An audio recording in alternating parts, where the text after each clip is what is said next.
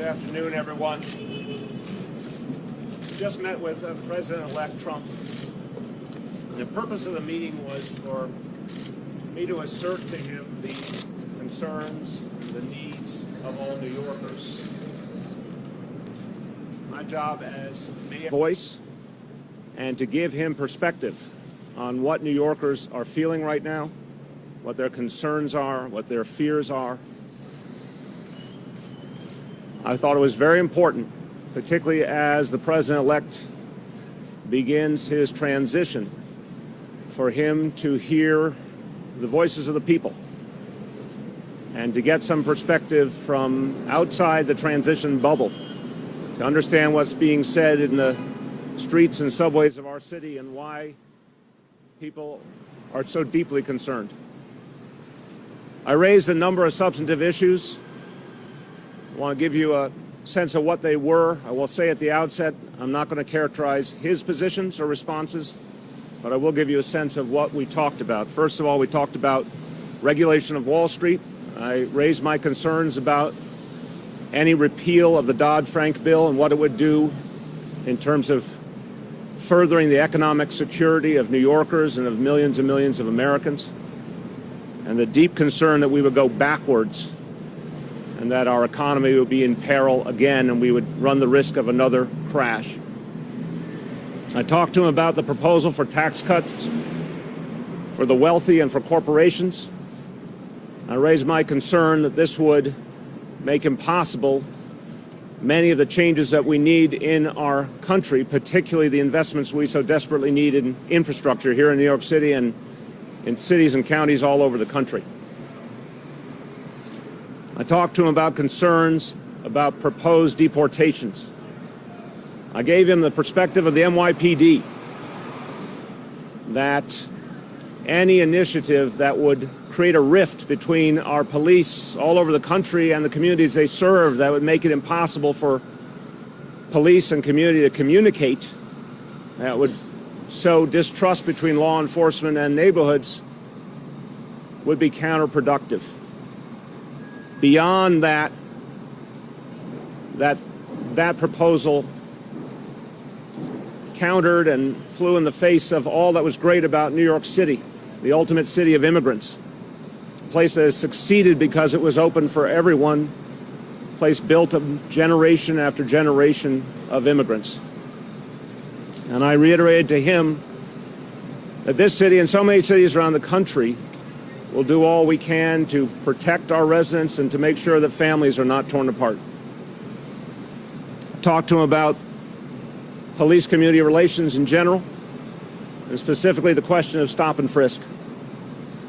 I tried to provide perspective on how stop and frisk had created a wedge between police and community when it was used in an unconstitutional manner and it was overused, and how since we changed that policy, the city had gotten safer, and that we knew we were never going back to that policy, that we were going to continue on a path of neighborhood policing and building a bond between police and community.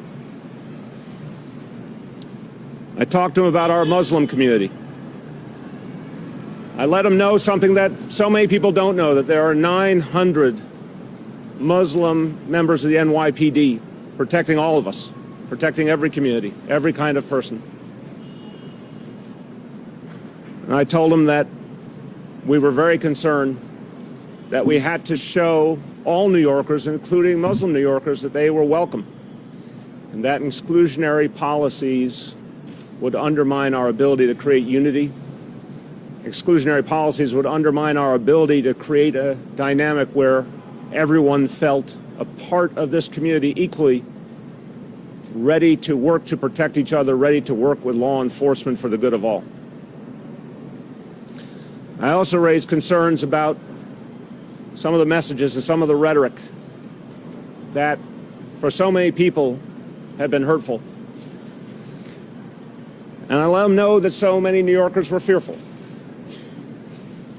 and that more had to be done to show that this country can heal, that people be respected. I left the meeting with the door open for more dialogue, It's well known we have very, very substantial differences in beliefs and ideology. But we agreed that this was a conversation that would continue. I reiterated to the President-elect that I would be open-minded to continue substantive discussions, but I would also be vigilant. And I would be swift to react anytime an action that will undermine the people of New York City. I also know that New Yorkers will stand together. We're going to stand up for the needs of working people. We're going to stand up for our immigrant brothers and sisters. We're going to stand up for anyone who, because of any policy, is excluded or affronted. Are they members of the Muslim community or the Jewish community, members of the LGBT community, women, anyone who feels policies are being undertaken that undermine them. With that, I'm happy to take your questions.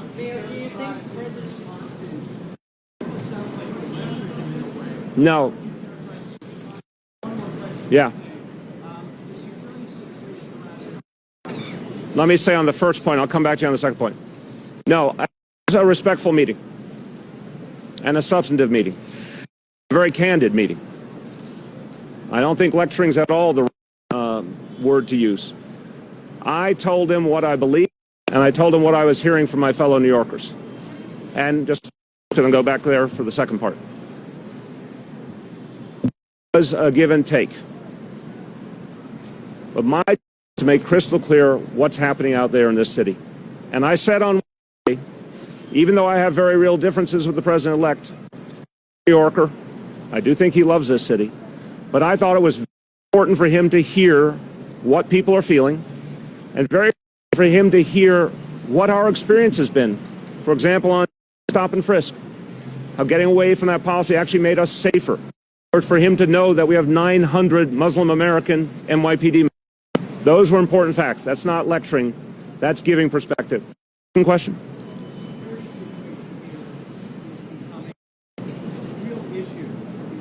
Right.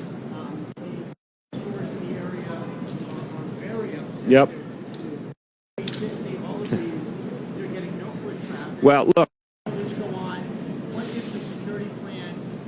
Okay, I got your question. I will not tell you that he and Tiffany are my central concerns in life, but I will say the traffic situation is a very real problem, and it's magnified, of course, because we're going into the holidays. Commissioner O'Neill and I will address this issue on Friday. We'll have a press conference about this in detail. Commissioner is meeting with the Secret Service shortly, and we'll be in a much better position to give you a sense of the balance that we will strike. Obviously, traffic in Midtown has to flow, and obviously the President and his entire team have to be protected. I will say one thing I can say that I feel very comfortable saying is that he expressed appreciation for the men and women of the NYPD who have been playing such a central role in the security here. I expressed to him how proud I was of them and what a great job I thought. That was certainly an area of unity. Mr. Mayor, Marsha. do you think it would...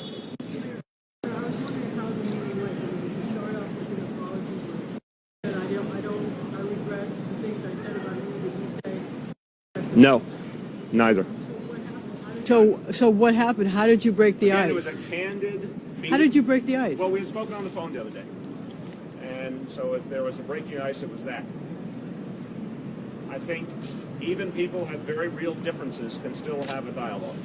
It's a candid and substantive meeting. We just went right into the substance. And we just went right into it. The things that you were telling him were sort of opposite from the policies that he has been during the campaign. Did you get a sense that he was listening to you and take your advice? Look, I'm not going to assume based on one meeting what the outcomes will be. It was important to have the meeting to assert to the people in New York City and to give them that perspective. Where it goes from here will tell us a lot. I've certainly made clear that I'm open to a dialogue. But no, nothing about people's fundamental beliefs changed in the meeting, obviously. Remains to be seen. Look, the ball's in his court. People in this city and all over the country are to see what he's going to do. I thought it was important people's perspective. Mr. Mayor, would you like to see him? Go ahead, hold on. You thought that he was qualified to be president. After meeting with him, are you qualified? Are you more optimistic, pessimistic? And second question, what's going to happen with the ID NYC database? Okay, I'll talk about the ID NYC database in the coming days.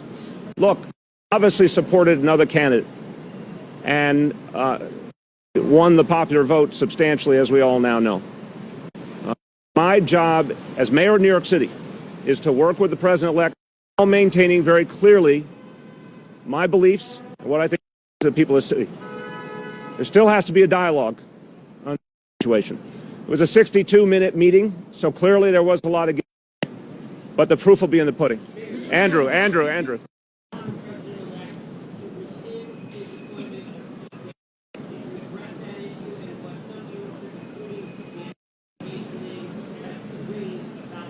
I made my views and my deep concerns about Mr. Bannon and the fact that I thought people were afraid because of the things they had seen in Breitbart News and the fear they had suggested divisive policy. So I made those views clear. Again, I made my views clear about him. Go ahead. First, David, go ahead.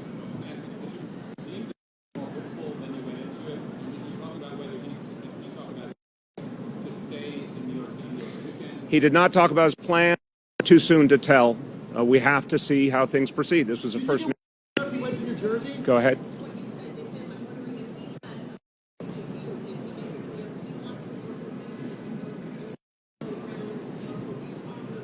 Again, I'm not going to characterize his. I want to respect the president-elect. He'll choose to say whatever he chooses to say. I expressed to him that I knew we had very real philosophical differences, but that I was ready to work on these issues and to represent the needs of New York City, but I wanted to do it from a perspective of saying, let me put my cards on the table, not only about what I believe, but what the interests of the city, what people's needs are, what their fears are. I wanted to start the relationship by being crystal clear and very blunt about those. And it was a candid dialogue and a substantive dialogue. Go ahead.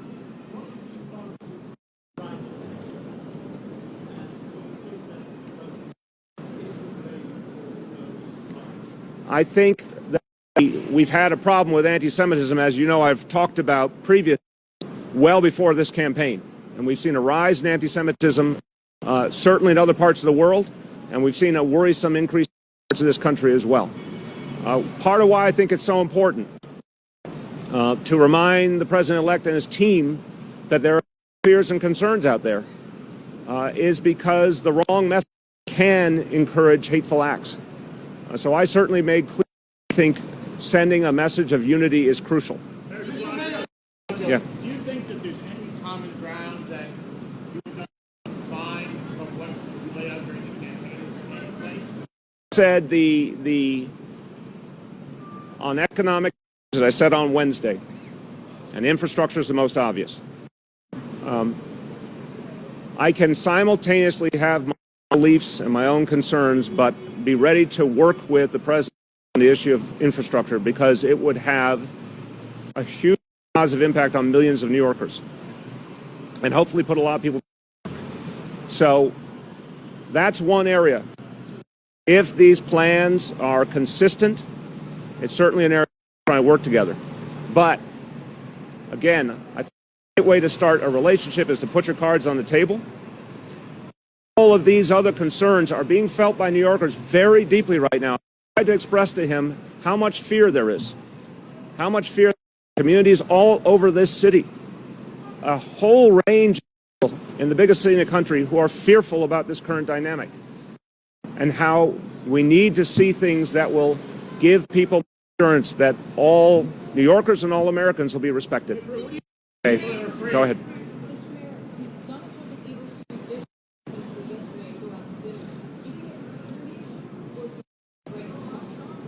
I think for a long time we've seen presidents in office go to restaurants either planned or on the spur of the moment. I think it's something that the Secret Service knows how to accommodate. Did you say anything to him about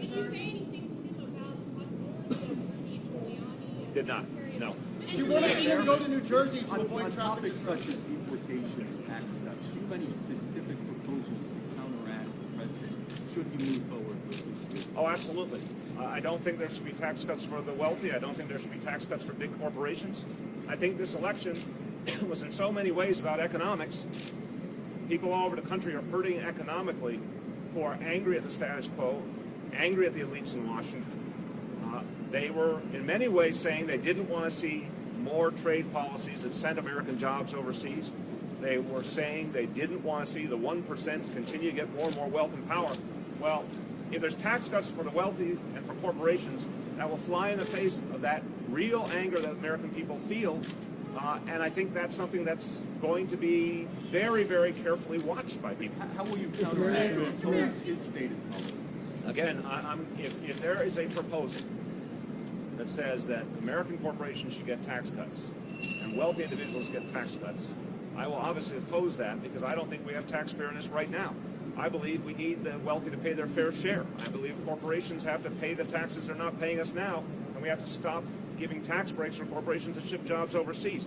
These issues, to the core of your question, I want to emphasize how closely watched this is going to be, not only by me and by New Yorkers, but so many of the people who voted for the president-elect who are expecting economic change. Angry